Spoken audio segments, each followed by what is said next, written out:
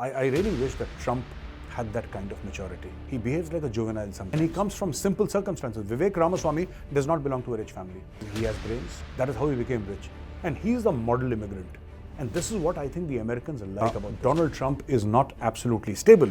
Fact of the matter is that when you look at Biden, Joe Biden is a guy who has ensured the humiliation of America everywhere. Jai Hind friends, I'm Major Gaurav Arya and you're watching the Chanakya Dialogues English. Like this video, subscribe to our channel and don't forget to press the bell icon. And I have a special request for those friends who do come on our channel. They watch every day and there are literally tens and thousands who come every day and watch, but they have not subscribed. My request is, please subscribe. It gives us that boost to get up in the morning, do research and create content for you every single day. You know, when we see the subscriber clock ticking and we see subscribers rising, this is what gives us a boost. So for the sake of our morale, please subscribe and don't forget to press that bell icon.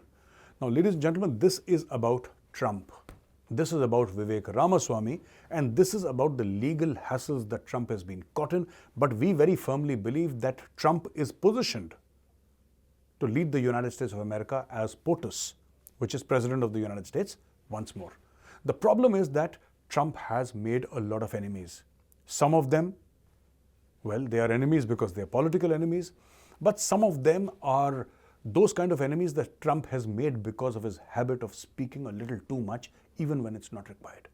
Like, for example, you know, all this that Trump said against Vivek Ramaswamy, I think Vivek Ramaswamy dealt with it in a very mature and a sensible manner. I really wish that Trump had that kind of maturity.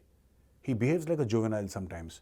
You know, I like some of his policies. I'm not saying I dislike Trump. No, I like some of his policies, but sometimes he does tend to get a little bit carried away. Now, he called Vivek Ramaswamy a fraud. For what? Nobody knows. He just called him a fraud, so he called him a fraud. That's it. But Vivek Ramaswamy, he's a smart guy. He said, I have a lot of admiration for Trump. I think he's the finest president in this century. I think he'll make a fantastic president once more. I stand with Trump. And I think whatever Trump has said against me is his team members who have given him wrong information. This is a mature way to deal with a political situation. I just, you know, Trump can be a great president. It's just that he tends to fire in the air a little too much. And that puts people off. Now, I'm going to discuss a couple of things with you, very, very important. And the breaking news here is that the main court has advised the state to await the US Supreme Court's decision on Donald Trump's appeal regarding his disqualification. So, you know, the primaries in Colorado, the Colorado Supreme Court said that Trump can no longer stand. So now they are saying that, you know, hold on for the final verdict of the US Supreme Court. You know, don't this thing. And the main court has advised the state, because state was wanting to take some action, and they said, hold on, yeah, the US Supreme Court is yet to give its decision. Wait for the decision and then you can do whatever you wish. So I think this is a good sign. That's number one. Number two, we have Trump appealed the ruling saying that Bellows, the judge, was biased against him and he did not have the ability to properly defend himself. He denied engaging in insurrection. So, you know, this insurrection story that a lot of people had come up, and Trump had given a speech that this election is rigged and they're throwing me out, and hundreds of people with weapons had amassed in Washington, D.C., and people were calling it an insurrection, in the sense that, you know, insurrection as in remove a government and take over, sort of a, you know, uprising sort of a thing. So Trump said that that was not his intent and there was no uprising at all. It was just people expressing themselves in the way they best know how to. And he's saying that undemocratic attempt at election interference by his political adversaries. So essentially what Trump has said here is that, you know, Joe Biden has access to the FBI. He has access to instruments of the state. I never for my life ever imagined that this would happen in the United States of America. They call themselves the world's greatest democracy. I don't think they are. Because, you know, one is that you realize that you're a middle power and you say, okay, we have our problems and maybe we are working towards a better democracy, but we are not there yet. So these actions are understandable. But when you go on tom-tomming to the rest of the world that this is the world's greatest democracy, and then you use the FBI or instruments of state to harass a political opponent, then maybe it's not okay. Then you have to look deep inside and actually ask yourselves, are you actually the world's greatest democracy? I think not. I think not. And Vivek Ramaswamy, they were giving a speech, and Vivek gave a speech, and President Trump was there, just standing behind Vivek Ramaswamy, and Vivek Ramaswamy was giving the speech, and everybody in that room went VP, VP, VP. They want Vivek Ramaswamy to become the vice president because he's now stepped out of the race. And Vivek Ramaswamy says that I'm with President Trump and I'm going to make sure that I put in my best efforts to ensure that Trump becomes president of the United States of America. Now, this is a very, very mature guy. This is a very intelligent guy. I'm talking about Vivek Ramaswamy. It is his Indian genes. I'm telling you, this is Indian DNA speaking. He knows how to deal with situations. He knows that, okay, he can't beat Trump. But he's always been a Trump supporter, even when he did not know that he could not beat Trump. He was always a Trump supporter. He was always saying that, I believe in Donald Trump. I believe he's been the greatest president in this century. Vivek Ramaswamy has been saying it again and again. He's not just said it now. He said it in the past. He has never been critical of Trump. He's a hardcore Trump supporter. And when he realized that, he would cut Trump's votes. And Trump also mentioned that he was surprised. He said, Vivek is doing well. I don't know why he pulled out. And I'll tell you why Vivek pulled out. Even when the Colorado Supreme Court ruled against Donald Trump, it was Vivek Ramaswamy who said, I'm also not going to fight elections from that particular seat or that particular state unless, they remove this ruling against Trump. A lot of people said, this guy is loyal. You see, everybody can be faithful when the going is good. You know your true friends when the going is bad. And when the Supreme Court of Colorado ruled against Donald Trump, there was only one guy in the Republican Party who was in the race. So DeSantis was there, and Nikki Haley was there, and this other guy was there, right? But Vivek Ramaswamy is the only one who stood up for Trump and said, no, I believe in Trump. So people know that here is a guy with integrity. Here is a guy who means what he says. And people have now, and Trump also said, Trump is a smart cookie. Trump says that, Vivek is going to be part of my team and we are going to be working for a very long time. So this is what Trump said. Now Vivek Ramaswamy has become a key figure in Trump's election campaign. Because he's a typical American guy, Vivek Ramaswamy.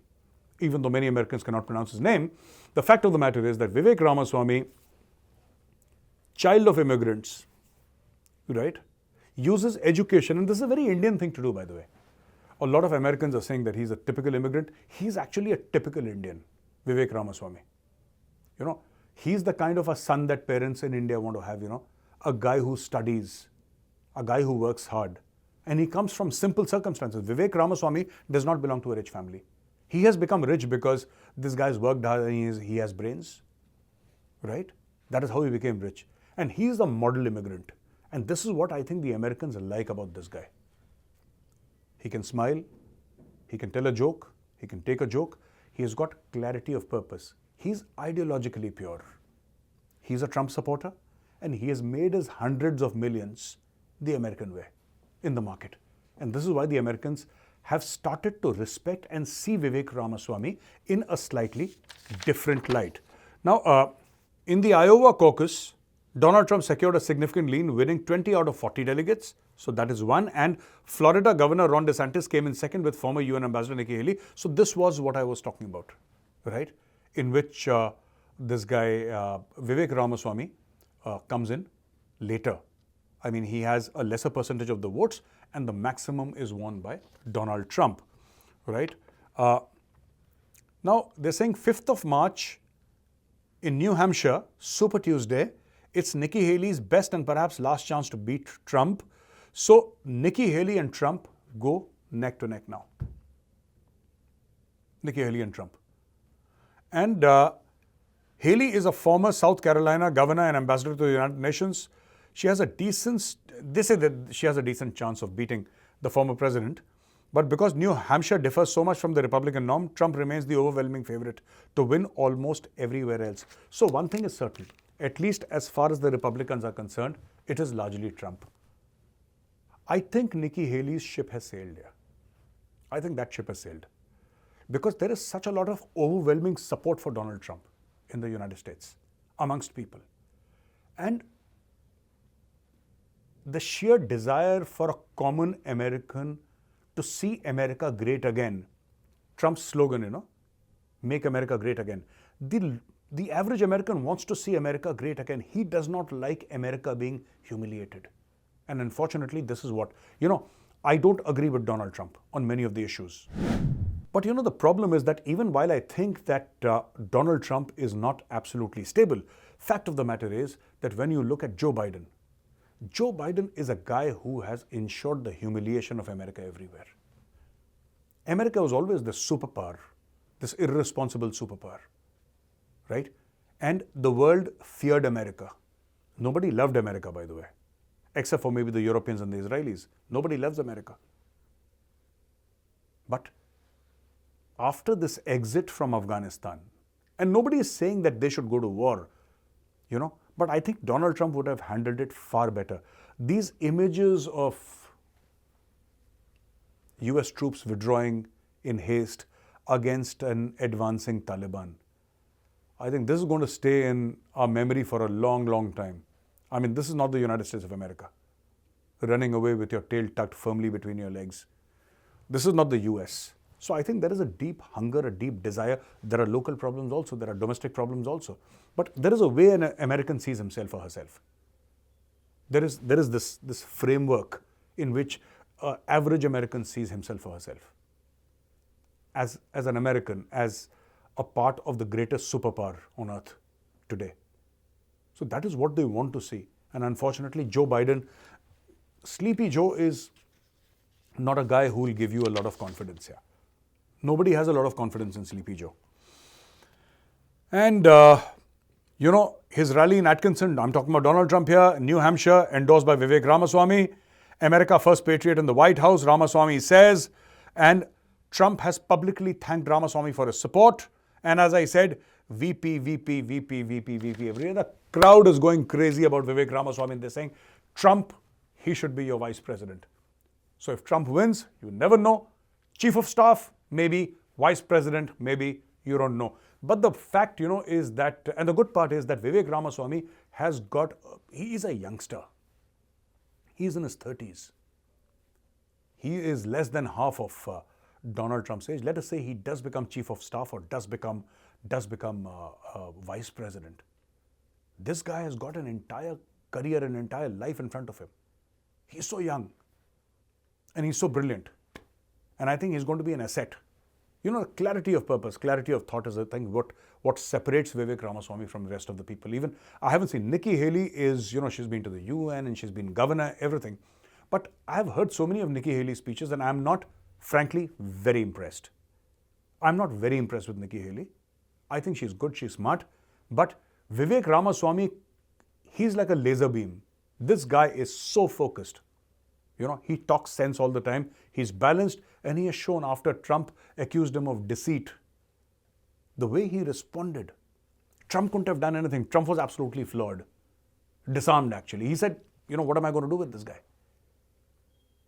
Trump insulted him, and he said, I don't blame you. I think you've been misled. I think you're a very fine guy. I think Vivek Ramaswamy is quintessentially Indian. He knows what to say. He knows what to do when. So with that, I come to the end of this video. And now, ladies and gentlemen, let's go to the question and answers. So the first question is from Rishabh Sharma. Jai Hind, sir. Jai Hind, Rishabhji. Jai Hind. And he's saying, please share your views on setback to India's foreign policy and its neighbors, like Nepal shift towards China, Bangladesh gave port to China, Myanmar also gave port to China, Sri Lanka in debt trap and gave access to Chinese spy vessels, Bhutan. It's not like this. It's not like this. I think you have, Rishabhji, I think you're oversimplifying this geopolitical issue. You're saying China, this, China. No. We have a friendly government in Bangladesh. Sheikh Hasina has thanked India. We are supplying electricity to Bangladesh. As far as Nepal is concerned, we have a friendly regime in Kathmandu, unlike that KP Sharma Oli. KP Sharma Oli was inimical to India's interests, but today we have a firm supporter in Kathmandu, and we are buying electricity from Nepal. All right? As far as Sri Lanka is concerned, yes, Sri Lanka is also trying to play a balancing act. They might have given access to a spy vessel, but the fact of the matter is, we have given them $4 billion and they've publicly thanked us. And we are also doing port construction in Sri Lanka. We are buying an airport in Sri Lanka, you know, the one that China created in the jungle. We are buying it. So it's not that India is lagging behind, even in the Maldives. Now, even in the Maldives, President Moizu is clearly sitting in Xi Jinping's lap. But look what's happening. He has lost the Malay elections. You know, his party has lost the Malay mayor elections. And people are coming out on the streets and saying that we don't like this president at all. So, it's a test match. It's not a T20. So, don't say that China this, China that. No, it's not that simple. This is a long game. It goes on for decades and decades. It's a long-term game. And this is like a cricket analogies. You're thinking of it as a T20. No, it's not a T20. It's a test match. Second question is from Chandu Rajan. Hello, sir. Hello, Chandu Rajan ji. Jai Hind. He's saying, although the war in West Asia has many players involved and each has their own strategic goals. This is the India. Yeah, so he's talking about the India-Middle East Economic Corridor. Iran would oppose the IMAC because it would mean better relations of neighboring nations with Israel. China would oppose IMAC. Yes, do you think there's a core reason? Yes, of course. IMAC is one of the reasons. IMAC is one of the reasons. And behind all of this fracas that you see is China. Because IMAC, you see what's happening. It gives India a direct sea, road, rail access to Western Europe. Why would China like it? Iran is in China's back pocket. But Iran is also trying to play a balancing game, right? It's very complicated, but if you think that this corridor is one of the reasons, I absolutely agree with you. Yes, definitely there are few reasons, 4-5 reasons. One of the reasons is this corridor. Kartike. Jai Hind Kartike ji. So when communist and Islamist see they're common, they forget their differences and unite. My question is, what is bigger goal that brings together these two completely different groups? So you're talking about radical Islamists and you're talking about communists or the leftists. You know, how they, even in India, they're together, even in India. So a radical Islamist in India will always move around like a communist, try to look like a communist. They will quote Faiz Ahmad Faiz, they will quote Habib Jalib, they'll quote Karl Marx, they'll do all of that. So now you need to sound intellectual, you need to sound like a leftist. At the core of their hatred for India is a radical Islamist notion of jihad against India, right? And this is happening everywhere. This is happening everywhere. But you know, the fact of the matter is, in Muslim countries, there are no leftists. Once you have Sharia in any country, understand this. This is a relationship of convenience. So we say, okay, we hate each other, but we hate the other guy more. So let's unite, let's finish off this guy, and once we have finished him off, then we'll settle between ourselves. That is the relationship between the left and radical Islamists in India. So, in any country, you see, even in radical Islamist countries, do you see any leftist in Iran for that matter? Can there be a country more Islamic than Saudi Arabia? Do you see the left there? You will not see them anywhere. You will not see them anywhere because the Islamists, the first people that they get after are the communists. So ladies and gentlemen, thank you very much for watching this video. And if you like this video, press the like button, subscribe to our channel. Don't forget to press the bell icon, especially those of my friends who do watch our channel but do not subscribe. I would request you to press the bell icon also. Jai Hind, Vande Mataram, Bharat Mata Ki Jai.